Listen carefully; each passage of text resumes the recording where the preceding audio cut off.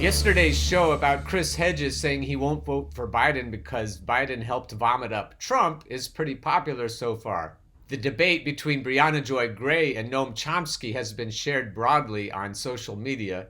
Mike Figueredo, the sheepdog, came out predictably for the Chomsky school of thought. Definitely ask Mike if you can see his tax returns. Because he has a broad following, he says he owes it to his followers to be responsible. Meanwhile, our planet is going down the toilet and workers are getting treated like shit, Mike. He says at the end of this clip that he just put out that he feels the need to be responsible. And I say to Mike, you are not responsible. You are not open and honest. You are a tool of the oligarchy. You are endorsing a racist rapist with your vote. You are a scab, pure and simple. If this argument is raging on your Facebook feed about whether you should vote for Biden or vote third party, if you want additional ammo to this latest video, just go on YouTube and type in Chomsky is a coward. And the first hit is Bob Show episode 207, Chomsky is a coward. So feel free to watch that one too if you want more ammo. And by the way, Jimmy Dore is not wrong about Noam Chomsky. And Chris Hedges is not wrong about Noam Chomsky. And I'm not wrong about Noam Chomsky. But look to the entire stable of lefty pundits, and you've got all these assholes saying, oh no, Trump is an existential threat. We have to vote for Biden. And progressive friends don't let progressive friends vote for corporatists. No corporate sock puppets, no matter who. As far as I know, I'm the only one who's calling people scabs when they vote for corporatists, but I hope that catches on. And while we're talking about scabs, let's move our discussion to unions and strikes. Here's a Jacobin article entitled The Teachers' Red for Ed Movement is Far from Dead by Eric Blank. The byline reads, in 2018, the Red for Ed teachers' strike wave exploded, first in West Virginia, then in Oklahoma, Arizona, and beyond. It shook the foundations of public education and teacher unionism in America and may play a key role in fighting COVID-19-induced education austerity in the near future. In late February 2018, teachers and support staff shuttered schools in all 55 counties of West Virginia.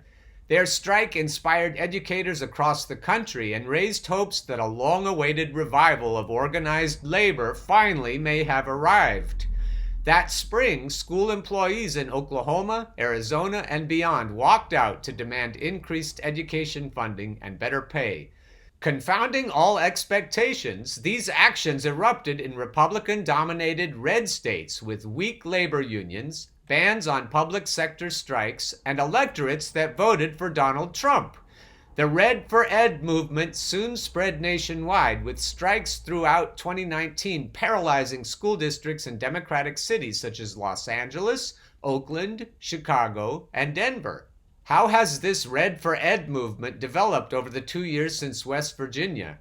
Have the walkouts strengthened educator unions and rank-and-file teacher activism? And to what extent has the movement been able to win its demands and effect broader political changes? One thing's for sure, dear viewers and listeners, you won't see this story front and center on MSDNC or Clinton News Network. The movement continues.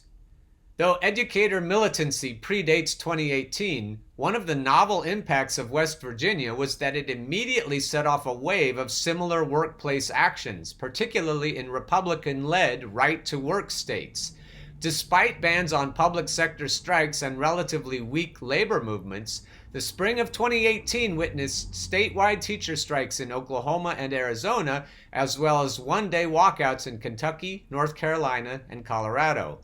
All in all, over 375,000 education workers engaged in work stoppages in 2018, bringing the total number of strikers that year to 485,000, the largest number since 1986. After the spring 2018 upsurge, it remained an open question whether Red for Ed was an ephemeral explosion or the beginning of a sustained nationwide movement. Strike statistics would seem to indicate the latter. A total of 425,000 workers struck in 2019, with a strong majority, 270,000, again coming from the education sector. And this number does not include the numerous examples of school districts such as Las Vegas, where unions organized credible strike threats, but management avoided walkouts by granting major last-minute concessions. The fact that the strike upsurge remains largely limited to education, however, is a significant limitation. There is only so far that educators can go in the absence of a broader revitalization of organized labor. Large numbers of workers across the country may be ready to fight, but faced with powerful corporations and a much weaker union movement in the private sector, turning that potential into a reality remains easier said than done. Of the 2019 work stoppages, the most important were certainly January's strike in Los Angeles and October's strike in Chicago. Each were offensive actions to reverse the education policies imposed by corporate Democrats over the past 2 decades, each foregrounded common good demands on behalf of students as well as the broader community. These common good demands, for example, included an increase in the number of nurses and counselors, as well as smaller class sizes. Ding, ding, ding! Here's an aside, dear listeners and viewers. My classes routinely run 166 people. I don't know if you've ever walked into a classroom with 166 people in it, or into a Zoom session for that matter, but it's not something for the faint of heart. But even if your heart isn't faint, you still have to grade all those quizzes and assignments. If you've known me over the last 25 years or so, you know that smaller class sizes is my soapbox. But I'll hop off now and we'll get back to the story. Importantly, each of these strikes highlighted the interconnection between the fight for public education and racial justice. What set Los Angeles apart from other work stoppages in recent memory was the depth and systematic nature of the organizing drive that made it possible. Upon winning the leadership of United Teachers Los Angeles, UTLA, in 2014, the new elected leadership from the Union Power Caucus proceeded to reorient UTLA toward a years-long process of deep organizing. An increase in membership dues and internal staffing served as the scaffolding for training hundreds of rank-and-file leaders tasked with organizing their school sites and reaching out to parents. Any activist or union interested in systematizing effective organizing methods would do well to study the UTLA strike. In Chicago, whose 2012 teachers' strike was the most important precursor to and inspiration for Red for Ed, a particularly significant development was that the October 2019 work stoppage was not only of teachers but also school service personnel. Thousands of special education classroom assistants, custodians, bus aides, and security guards organized into Service Employees International Union, SEIU, Local 73, and walked picket lines to fight for living wages and better working conditions. As in West Virginia, the result was a significantly stronger strike, one that made clear to the public that it takes more than teachers to make a school run. As seen in the Los Angeles and Chicago strikes, Red for Ed's center of gravity in 2019 shifted to blue cities and states. In Oakland, a February strike had a similar social justice orientation to Chicago and Los Angeles, though with only 6 months to prepare its campaign, the union's contract wins fell somewhat short of gains won elsewhere. And the strike wave finally reached the East Coast in October, when educators in Dedham, Massachusetts walked out in an illegal action that consciously challenged the state's ban on public sector strikes. Though it took place in a small district, Dedham's victory was politically significant because it again showed that anti-strike laws, which remain on the books in most parts of the country, can be surmounted through collective action.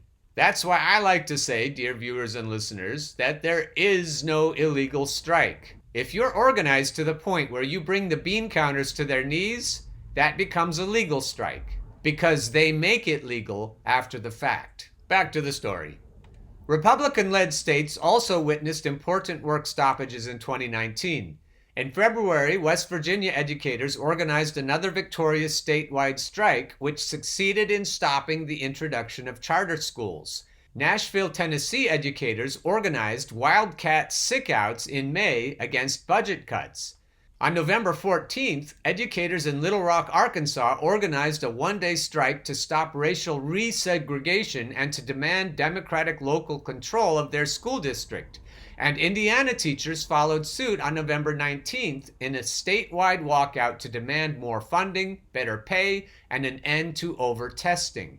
Whereas most of these work stoppages raised social justice issues and were led either by militant union leaders or unruly rank and filers, one of the less reported developments of 2019 has been the spread of strikes narrowly focused on wages and led by relatively moderate union officials. Examples of such actions include the February strike in Denver, the May-June strike in California's New Haven School District, and the November walkout in West Sonoma, California, as well as numerous walkouts in smaller school districts across the country. Though the results of these work stoppages were mixed, it is a sign of the times that even some old-school union leaderships have felt the pressure to take action. So if you're in a union like mine with old-school leadership, then you can take heart from this too. We can push these old-school union leaders around a little bit. Organizational growth. Have the educator strikes since 2018 resulted in a quantitative and qualitative revitalization of organized labor? One important criterion for assessing this question is growth in union membership. From February 2018 through February 2019, i.e. in the year following West Virginia's walkout, the American Federation of Teachers grew by 100,000 members. And despite the passage of the anti-union Janus Supreme Court decision in the summer of 2018, the National Education Association similarly saw an uptick in membership.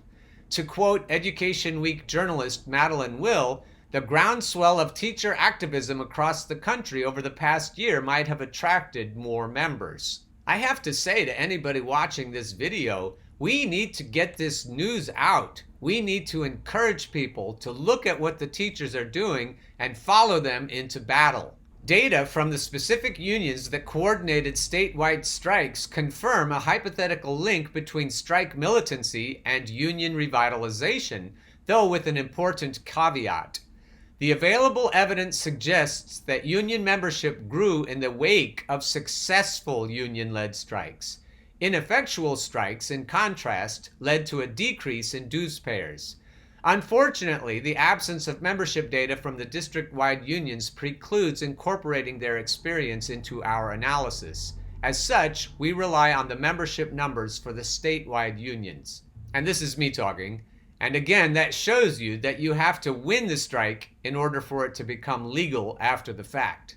And that's why you have to be damn sure that you're very well organized in advance. Arizona and West Virginia were the two states in the spring of 2018 where unions helped lead what educators generally felt to be victorious strikes. In West Virginia, the push for a work stoppage forced the state to withdraw its controversial rate hikes to the Public Employee Health Insurance Plan. Then, after almost 2 weeks of shuttered schools in late February and early March, West Virginia's legislature caved to the strikers and granted a 5% raise to all public employees, not only educators. Fuck yes. In Arizona, the April to May strike forced the legislature to grant teachers an average 20% pay raise. A remarkable outcome given that legislators had until this point refused to consider anything more than a 1% raise. The work stoppage also successfully pressured the legislature to rescind its new proposed tax cuts and its efforts to take an anti-privatization referendum off the November 2018 ballot. In contrast, Oklahoma's April walkout wrested no gains from the state government. A 15% pay increase had been approved by the legislature on the eve of the strike, but the walkout itself, unlike in Arizona and West Virginia, was unable to force any more concessions. Perhaps most damaging, the Oklahoma Education Association controversially called off the walkout before most teachers were ready to return to work, resulting in widespread denunciations of the union from rank-and-file educators. That's what happens when you have weak, sellout assholes as union leaders. Following the actions in West Virginia and Arizona, union membership grew by the thousands. The affiliate of the NEA in Arizona experienced a 10.3% increase in members, and in West Virginia, the NEA affiliate grew by 3.8%, and the American Federation of Teachers grew by 4.6%. Since AFT locals are disproportionately clustered in large cities on the coasts and the Midwest, West Virginia was the only state during the spring 2018 upsurge in which there existed a significant AFT affiliate. Oklahoma presented a different picture. Given the disappointing outcome of the strike and the union's controversial role, one should not be surprised that the OEA's membership dropped by 1.7%. In short, the spring 2018 upsurge suggests that while there is no automatic link between strikes and increased union membership, successful strikes do tend to quantitatively strengthen organized labor. As one Arizona teacher argued on a Facebook thread concerning the lessons of the strike, the word union does not scare me anymore. I joined the Arizona Education Association and plan on continuing to fight for what is right for educators and students. I feel the most empowered I have ever felt as an educator and now do believe that change is possible. Membership increases tell only part of the labor revitalization story, for there were many members who did not become active participants in the union until these work stoppages. Tanya Aselson's experience in Ravenswood, West Virginia was illustrative. I went from not wanting to be a building rep to being aggravated and involved to now becoming president for the AFT in our county. The strike forced me to find leadership skills within myself. We've all really grown in the last couple of months. It makes us proud. Another significant organizational development since 2018 has been the growth and increased influence of rank-and-file reform efforts across the country, which promise to sustain the educator upsurge over the years to come. Though teachers' unions have generally become more assertive since 2018, this has not overcome tensions between risk-averse officials and more combative activists oriented to workplace militancy and social justice issues. Indeed, the post-West Virginia upsurge has led to the growth and spread of reform caucuses hoping to replicate the democratic organizing methods, anti-racist focus, and strike-oriented strategies promoted by reform union leaderships in Chicago, Los Angeles, and beyond. Many of these reform groups have coalesced around the United Caucuses of Rank-and-File Educators, UCOR, including the new West Virginia United Caucus led by many of the organizers who helped initiate the 2018 strike. And these forces experienced some notable successes this past year with the election of rank-and-file reformers to union leadership in Baltimore, Denver, and Nashville. Yet, as seen in the January 2020 defeat of a well-organized electoral challenge waged by the Caucus of Working Educators in Philadelphia, incumbent leaderships generally remain in the driver's seat, shaping the political narrative. Red for Ed has also brought about important changes in the political arena. Perhaps the movement's most important win has been to change public perceptions of the crisis facing education. Only a few years ago, the mainstream media, as well as leading Democrats and Republicans, routinely scapegoated educators and championed a billionaire-backed education reform agenda focused on privatization, high-stakes testing, and union busting. The strike upsurge has succeeded in pushing the national and statewide political conversation in a new direction. Low wages for teachers and the systematic underfunding of schools are now the most commonly cited explanations for public education's travails. To cite one example, Time magazine went from publishing laudatory cover stories about privatization advocates like Michelle Rhee to running a September 2018 cover story titled, "I have a master's degree, 16 years of experience, work 2 extra jobs, and donate blood plasma to pay the bills. I am a teacher in America." Polls show that a strong majority of the population supports the education strikes, believes that teacher salaries are too low, and would support teachers locally if they decided to strike.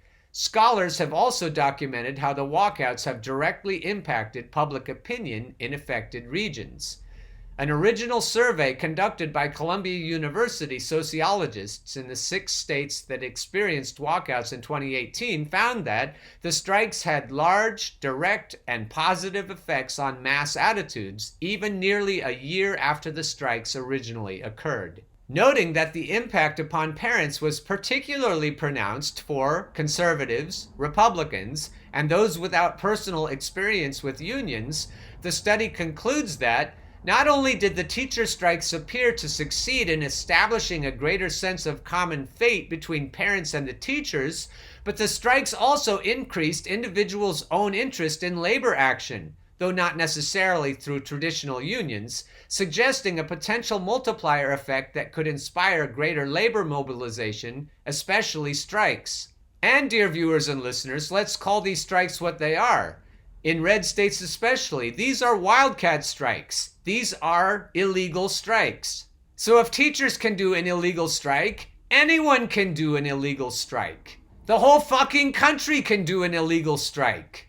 And we can bring these motherfucking plutocrats to their knees. Policy changes. In terms of policy concessions and changes at work, the gains have been more uneven.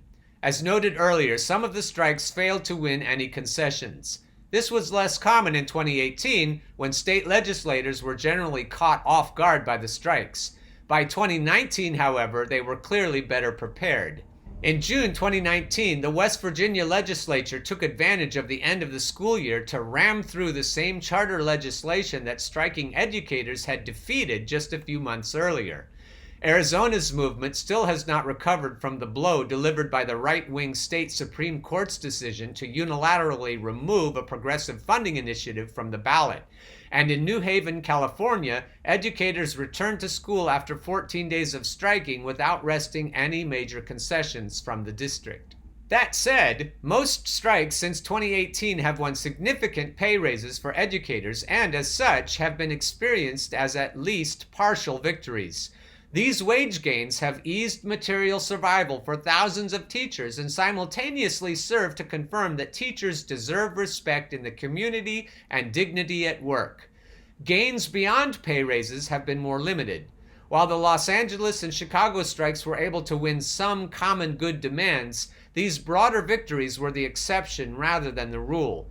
Nor have any of the strikes reversed systematic school underfunding, particularly in communities of color, or the draconian test-driven accountability measures that remain the norm across the country. If anything, the rapidly raised expectations generated by strike participation have put into sharper relief the distance between educator aspirations and day-to-day working conditions. Though this gap fuels ongoing mobilization campaigns, it has also led to considerable individual demoralization and collective frustration beyond educator activist milieus. There is also only so much that one walkout can do to turn around decades of public school neglect, particularly when limited to a single district. Even the most powerful of the strikes since 2018 were not able to win all their demands. The mixed results we have seen suggest that strikes, while likely necessary for the revival of labor and the transformation of public education, are not sufficient on their own to wrest the structural reforms proposed by educators and their unions. Without political solutions like ballot initiatives to tax the rich, and without electing firmly pro-education representatives to office, it is hard to imagine how Red for Ed will be able to ultimately reach its ambitious goals.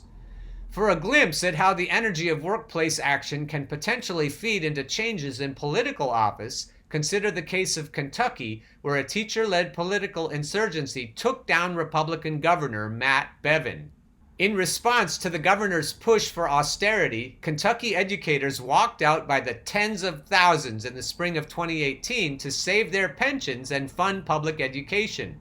Over the following 18 months, they formed the backbone of a won't be bullied by Bevin election crusade that was buoyed by $1.2 million in teacher union donations. Faced with this grassroots upsurge, even Donald Trump's last-minute campaign rally was not enough to save Bevin, who lost in November 2019 by 5,000 votes to Andy Beshear, a mainstream Democrat who nevertheless ran on a strong pro-public education platform. On election night, Beshear acknowledged the decisive role of unionized school workers. To our educators, your courage to stand up and fight against all the bullying and name-calling helped galvanize our entire state. It remains to be seen whether the Red for Ed movement can find the means in other states and on a national level to bring about a major reprioritization of public education. With wind in their sails, unions are increasingly pointing their fingers at the billionaires and corporations who many hold responsible for undermining the school system. When asked about how to refund public education, Chicago Teachers Union Vice President Stacey Davis Gates put it well. Where will the money come from? Rich people. One important test is looming in California, where a coalition of unions have spearheaded a statewide coalition to pass a progressive taxation initiative in the November 2020 elections that would raise $1.3 billion for schools and public services by reforming Proposition 13, a landmark anti-tax initiative passed in 1978. This is me talking. Prop 13 in California and Ballot Measure 5 in Oregon is why I had to move away from the West Coast to the East Coast to continue to be a music teacher. Music teaching jobs took a major hit in the West after those two initiatives. Back to the story. On a national level, teachers were the #1 funders of the Bernie Sanders campaign. In large measure, this stemmed from Sanders' active support for the school strikes and his adoption of their core demands. Some of the unions that led work stoppages in 2019, including UTLA and the Oakland Education Association, also endorsed Sanders, breaking with the labor movement's long-standing attachment to the Democratic Party establishment.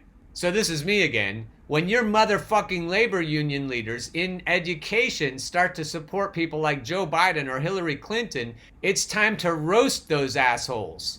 Back to the story. Most other progressive educator unions, however, remain paralyzed by divisions between supporters of Sanders and Elizabeth Warren, a faux-gressive if you've ever seen one. A wolf in cheap clothing. Elizabeth, I don't really believe in universal health care, Warren. Eventually, both the NEA and AFT national leaderships endorsed Joe Biden. So if you're watching this and you're in one of those unions, you need to do something. And my union is just as bad, so we all need to do something. Though Biden presided over years of austerity, privatization, and high-stakes testing as part of the Obama administration, it is a testament to the strength of Red for Ed and the changing political tides that Biden's campaign has, at least rhetorically, heavy emphasis on rhetorically, significantly distanced itself from those anti-educator policies. But we know better. We know you, Joe. We know you're an asshole. We know you don't give an actual fuck about teachers or any other workers. Whether Biden will stick to his campaign promises if elected will very likely depend on the extent to which the movement can pressure him through strikes, protests, and community organizing. Looking ahead, what comes next? The already challenging task of predicting future political developments has been made much more difficult by the unexpected eruption of the coronavirus crisis, which has quickly upended schools as well as protest activities. In March, a strike in St. Paul was cut short for health safety reasons.